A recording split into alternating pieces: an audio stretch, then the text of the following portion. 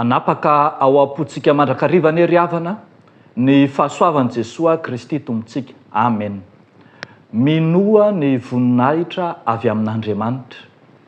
Minoa ny voninahitra avy amin'Andriamanitra. Ny mofinainantsika anio filazany tsara araka ny Jaona toko faha 12, ny 17 hatramin'ny 17 no andeha ho vakintsika amin'ny anaran'i Jesosy manao hoe: nefa na dia efa nanao izany famantarana betsaka izany teo anatrehany aza izy, dia tsy mboa nino azy ireo mba hatanteraka ny teny nataony Isaia mpaminany hoe: Tompoko, iza no nino ny teny nampitondraina anay, ary iza no nampisehoana ny sandrin'i Jehova.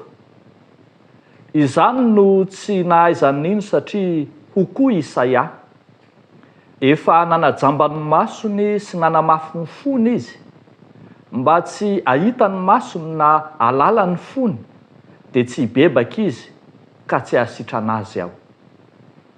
Zany teny izany no nolazainy Isaia satria nahita ny voninahiny izy ka nilaza azy. Kanefa maro tamin'ny mpanapaka aza no nino azy, nefa noho ny fariseo dia tsy nanaiky ireo fandrao avoaka hiala amin'ny sinagoga.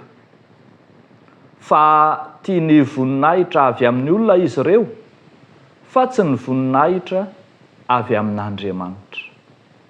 Ray Masino, manamasina anay amin'ny fahamarinana, ny teninao no fahamarinana. Amen. Minoa ny voninahitra avy amin'Andriamanitra. Indrindra ny filazan'i Jesosy amin'ny 17 hoe: tia ny voninahitra avy amin'ny olona ireo, fa tsy ny voninahitra avy amin'Andriamanitra. Eny, ireo jiosy tokoa mantsy, na dia efa nahita famantarana sy fahagagana maro momba an'i Jesosy aza, dia mbola tsy nino azy ihany. Eny, efa tena nahita hatramin'ny fananganana amin'ny maty, tafiditra amin'izany ny nananganana ny Lazarosy tamin'ny maty, dia indro mbola tsy tonga tamin'ny finoana ihany izy ireo. Toa voatampona ny maso ny filaza eto dia ampiasaina ny faminaniana Isaia mpaminany entina anambarana ny haben'ny tsy finoana izy ireo, dia ambara mihitsy ny famerenana ny tenin'ny Isaia mpaminany hoe: iza no nino ny teny nampitondraina anay, iza no nampisehoana ny sandrin'i Jehova. Efa nanajamba ny masony sy nanamafy ny fony izy, mba tsy ahita ny masony na alala ny fony, ka tsy hibebaka izy ka tsy ahasitrana azy aho. Tena hoe minimikipy eo anatrehan'ny asa-pahasoavana sy asa mahagaga nataon'i Kristy reto jiosy reto. Ny tena marina kokoa dia tahotra fariseo, tahotra sao dia ho voaroka ao anatin'ny sinagoga. Efa nisy mantsy fanarahana izay nataon'ireo jiosy tamin'ny fariseo, fanarahana miafina, ka nahatonga tahotra lehibe teo anatrehan'izy ireo.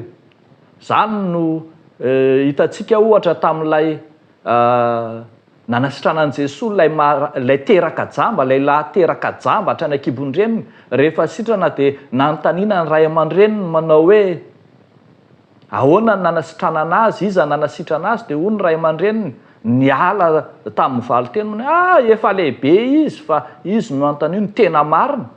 Tsy dia hiteny izy ireo satria sao dia ho voaroka amin'ny sinagoga eo. Ary be dia be ny olona natahotra alana tsy ho jiosy, ary be dia be ny olona matikena maso, ka nino na dia nino aza dia toa nino nangina ihany. Tamin'ny fahanginana sy tamin'ny fiafenana no ninona an'i Jesosy. Misy sokajin'olona ane zao ohatra, asa raha tsaroantsika, Nikodemosy. Nikodemosy ane dia olona izay nino ny Tompo, fa nino azy tao amin'ny manginginy, amin'ny andro alina no nandehana amin'ny Nikodemosy mba hianatra tany amin'i Jesosy. Ary tsaroantsika ihany koa lay Josefa avy any Arimasia izay naka ny fatiny Jesoa raha nombona tamin'ny hazo fijaliana izy, dia voalaza fa mpianatra Jesoa mangingina ihany koa reny saingy natahotra ny jiosy noho ny amin'ny fahatahorana ny jiosy. Raha avako malala tonga ny voninahitra an'olombelona no tiantsika, tiany zanak'olombelona, fa tsy matahotra na mino akory ny voninahitra avy amin'Andriamanitra. Dia eto ary dia somary mampianatra antsika Jesoa hoe minoa ny voninahitra avy amin'Andriamanitra. Voninahitra avy amin'Andriamanitra raha mamaky ny mofinainantsika raha toizana ny vaky ny teny eo amin'ny andininy 470 sy manaraka, dia tenenina fa ny finoanan'i Jesoa dia finoanan'Andriamanitra iray ihany. Izay mino aho izy dia tsy izao no inony fa izay naniraka ary izay mahita aho dia mahita izay maniraka ahy. Tena tenenin Jesoa fa ny finoana dia asa-pahasoavana, asa-pamonjena, asa fahazavana manerana izao tontolo izao ka tsy ny hitahiry samirery. Ny fahasoavana nomen'Andriamanitra anao, ny voninahitr'Andriamanitra izay nomeny anao fa mba hahatonga anao hizara sy hanaparitaka izany koa amin'ny hafa. Raha avako malala ao amin'ny Tompo, azo lazaina fa tena toetra raiky tapisaka ao amintsika olombelona mihitsy ty hoe ty voninahitra avy amin'ny olona ity. Ho antsika malagasy manokana dia misy fomba fitenenana maro izay tonga fanaontsika. Tena tiantsika mihitsy izany hoe omena voninahitra izany. Ao zao ny fitenenana rehefa amin'ny fahoriana, amin'ny fahafatesana dia zatra mihitsy tsika amin'ny teny manao hoe tsara levenana ny maty fa enika voninahitra ny olombelona. Voninahitry ny velona ny marim-panotrina, voninahitry ny maty ny marim-pandevina.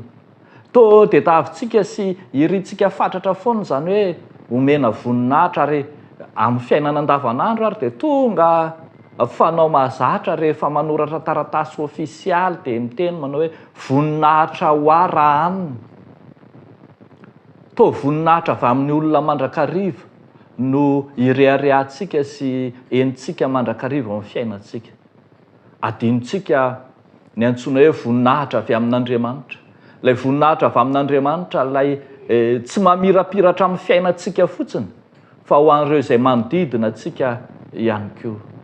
Aoka ry havako, tsy ho matikena maso eo anatrehan'ny asan'Andriamanitra isika, fa hoy ihany ny malagasy manao hoe ny hena manta sy ny hena maso mahafaty, fa ny hena masaka ihany no mahavelona. Aoka tsy ho matikena maso eo anatrehan'izay rehetra mety ho laza na voninahitra na fahefana na vola na harena eo anatrehan'ny voninahitry Kristy sy ny asany isika. Efa nisy tamin'ny andron'ny fiangonana voalohany ny fampitahorana maro samihafa.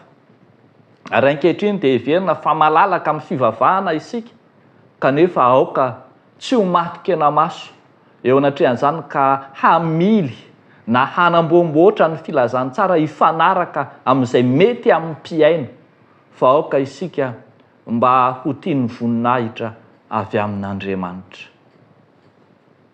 Dia anapaka mandrakariva ao amintsika ary ny voninahitr'Andriamanitra, ary ahatonga izany voninahitr'Andriamanitra any hiteraka finoana velona, finoana lalipaka ao anatintsika tsiraray avy.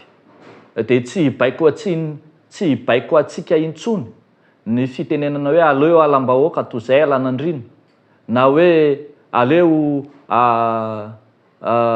tsy ny tany no fady fa ny vavam-bahoaka, fa ioatra lavitra noho izany ny fanajantsika, ny fankatoavantsika ny voninahitr'Andriamanitra, ny fahefan'i Kristy, ny herin'ny filazantsara izay mibaiko antsika isan'andro.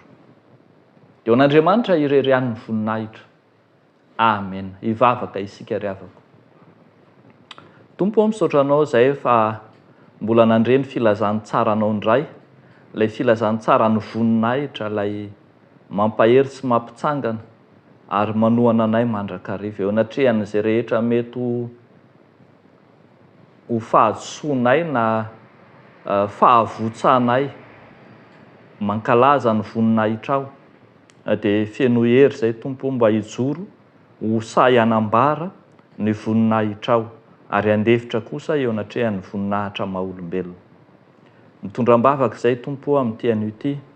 Ireo sokajin'olona marefo rehetra eo anivon'ny fiarahamonina misy anay, ireo sahirana amin'ny fivelomana, ireo mivezivezy mitady izay ho arapany, ireo manana asembanana amin'ny endriny samihafa, ireo manana kilema rehetra tsy afaka miary, tompo ny andolo-lanitra sy ny tsiron'ny tany arotsaka ao amin'izy ireny, mba hanana ny anjara sahaza ho azy izy, ary ihany koa angatahanay mba ianao Jesoa no hanokatra ny lanitra ao mba hitsinjo azy satria zanakao sy asan'ny tananao izy. Dia amin'ny anaranao Jesoa no anaovanay izany vavaka izany. Amen.